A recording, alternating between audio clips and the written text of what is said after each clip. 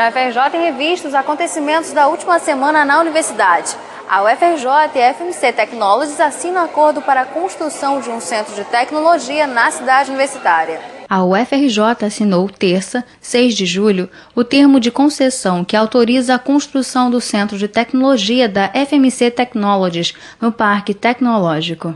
O primeiro centro de tecnologia da FMC será construído numa área de 20 mil metros quadrados dentro do Parque Tecnológico da UFRJ. Lá pretende-se desenvolver novas tecnologias de exploração de petróleo e gás. A criação de um centro de pesquisa da FMC aqui vai propiciar uma aproximação com a UFRJ, portanto, uma transferência de tecnologia para a universidade e vai propiciar, por outro lado, um campo de trabalho para os nossos jovens que estudam na UFRJ. A gente tem uma ligação grande com a UFRJ, a proximidade do ACOP, da academia, da própria Petrobras. Então a gente tem assim, a visão de tentar participar desse sonho que a gente está tentando construir, de criar aqui na Ilha da Cidade Universitária um hub de desenvolvimento tecnológico para a indústria de óleo e gás sem par no mundo. Você sabe o que é dislexia? Conheço o trabalho do Ambulatório de Transtornos da Língua Escrita. Você já ouviu falar em dislexia? A dislexia é um distúrbio de aprendizagem que afeta a leitura e a escrita, e por isso apresenta maior incidência nas salas de aula. Ao contrário do que muitos imaginam, ela não é resultado da má alfabetização, desatenção, desmotivação, condição socioeconômica ou baixa inteligência. A dislexia é genética e hereditária. Pesquisas realizadas em vários países mostram que entre 5% e 17% da população mundial é disléxica. Dislexia é uma dificuldade específica de leitura. É como se as crianças tivessem dificuldade de transformar letras em sons. Quem mais sofre com esse problema?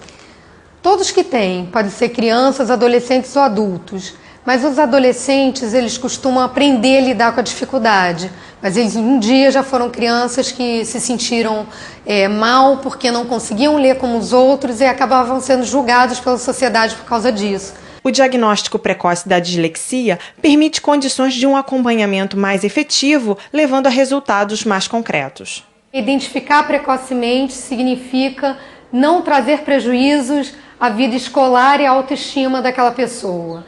Se você reverte isso desde o início, ela vai caminhar tranquila sem que aquilo seja um peso, um fardo na vida dela. Pode-se desconfiar de dislexia desde antes até da alfabetização, mas realmente um diagnóstico oficial só é possível depois de 2 anos de escolarização formal, porque aí tira outras dificuldades que podem acontecer nesse percurso que fazem parte do processo de desenvolvimento. A educadora Aline Siqueira já trabalhou com crianças disléxicas e fala da sensibilidade que o professor deve ter com os alunos para identificar possíveis casos da doença. Eu trabalhei há uns anos atrás numa escola, eu cheguei lá em abril, convidada para fazer parte da equipe pedagógica, essa escola era uma escola particular, e eu fui conhecer as professoras dessa escola. E uma das professoras do 2º ano relatou que estava tendo dificuldade com uma aluna.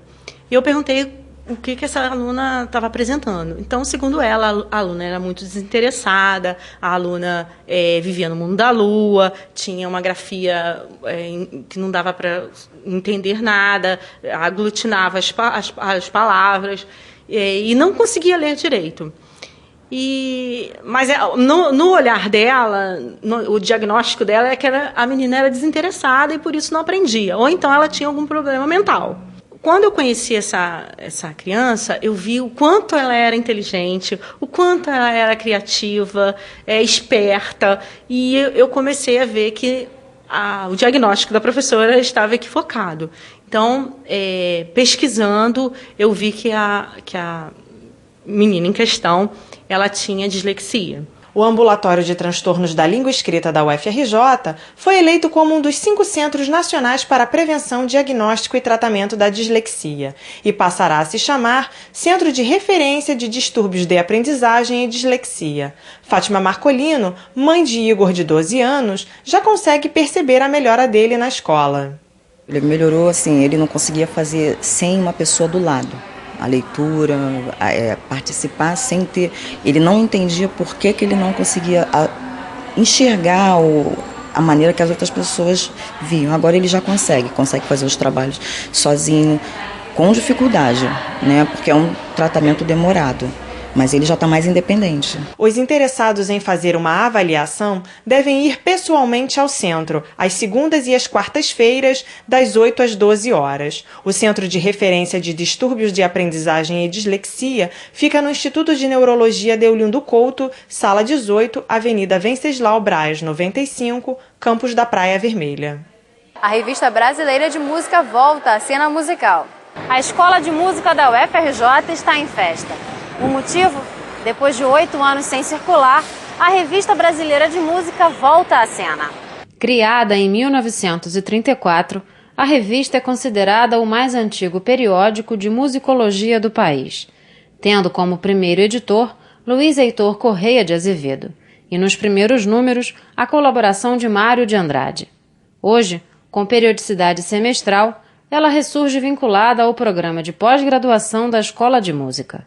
Por conta de uma reforma do ensino que houve, na década de 30, já no governo Getúlio Vargas, houve uma grande reforma curricular aqui, no qual se introduziu uma série de novas disciplinas, novas áreas de conhecimento em música, e uma das consequências foi a criação de um periódico, para a publicação de artigos científicos na área da música. Então, a Revista Brasileira de Música teve esse papel pioneiro. A atual direção da Escola de Música entendeu que retomar a publicação da revista era muito importante, não só pela sua tradição e pelo que ela representou para a escola e para a musicologia brasileira, como deveria ser alguma coisa que marcasse o retorno de uma publicação importante para o nosso meio acadêmico. Voltada para pesquisadores da área, hoje a Revista Brasileira de Música também quer ser reconhecida por outros públicos e, para isso, aposta em algumas novidades. A gente quer manter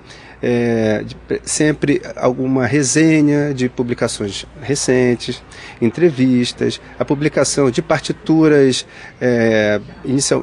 originalmente em manuscrito, porque grande parte desse acervo não está editado, nunca foi editado, então a gente quer manter sempre a publicação de uma partitura do acervo da biblioteca, algum facsímile, algum documento histórico importante que seja publicado. Então, com isso, a gente pensa em abrir um pouco mais também o público, que não fique restrito a especialistas na área, Possibilitar também a realização de números temáticos, Então nós já temos aí alguns volumes em planejamento, em torno de alguns temas importantes para a musicologia, para a pesquisa em música no Brasil, de um modo geral.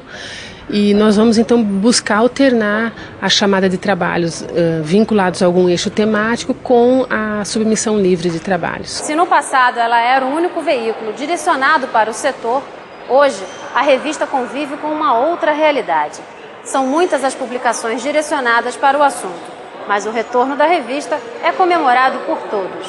Para quem se interessar pela publicação, vale a dica. A Revista Brasileira de Música tem versão digital no site da escola, musica.ufrj.br. Confira na agenda as próximas novidades da universidade. Nos próximos dias 13, 14 e 15 de julho, das 9 às 17 horas, acontece na Faculdade de Letras da UFRJ o 6º Encontro de Literatura Infantil e Juvenil Percursos da Leitura.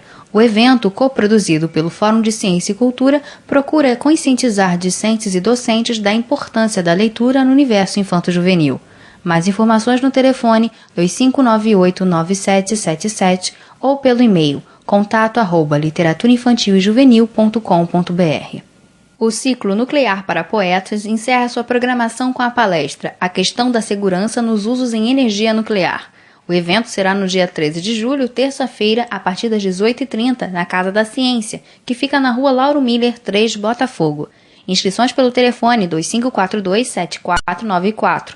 Mais informações através do site da Casa da Ciência, casadaciencia.ufrj.br.